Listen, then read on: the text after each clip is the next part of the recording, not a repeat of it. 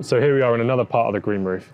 And this is a bit different to the others because this is actually managed and more engaged with, where the other area is kind of more left alone, really, isn't it?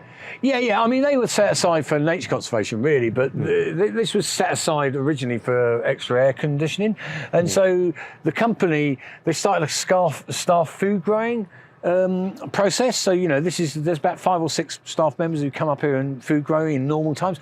Obviously, it looks a bit tawdry at the moment because obviously nobody's been in the office for a year and a half, and so it hasn't been looked after as well.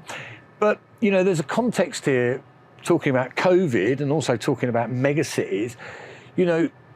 Access to green space in cities is really, really important. And in dense urban cities like the City of London, Sao Paulo, Mexico City, Seoul, you think of any mega city, green roofs are really good places for people to have access to green space.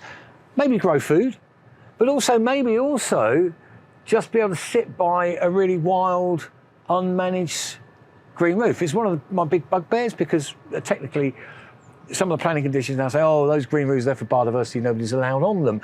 And I'm going like, well, I walk on Blackheath, which is, just a big sort of dry grassland.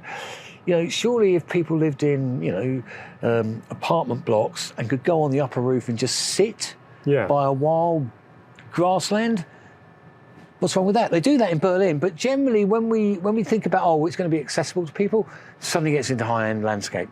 Yeah. You're like, well, why does it have to be high-end landscape? Why can't it just be, naturalistic, biodiverse green roofs, so people are sitting in, if they're sat in a nature reserve? Exactly. Well, it's, a lot of people don't travel out of the city, which is something people don't realise. Yeah. My mum used to work on a farm where they took lots of kids from London and they take them out and show them, sheep in the fields and asking them about, have you ever seen a tractor before? And the kids would all say, oh yeah, I have, but on TV, they've never seen one in real life. Yeah. So actually you don't realise that a lot of people, this is where they spend the majority of their time. And if they're not getting access to it here, they're not getting access to it anywhere. Well, also inversely, people drive out of the city to go to nature. Yeah, when they could have it on their doorstep. People, I'm from the countryside, actually from the coast down East Kent. People say to me, oh, Dusty, you're into nature. Why do you live in London? I go like, because it's actually full of really interesting nature. And, it's this myth, I better get out to the countryside to make contact with nature. Yeah. You could actually have all nature in cities if you greened up all the roofs, but don't make them all formal parks. Yeah, definitely. It's about diversity.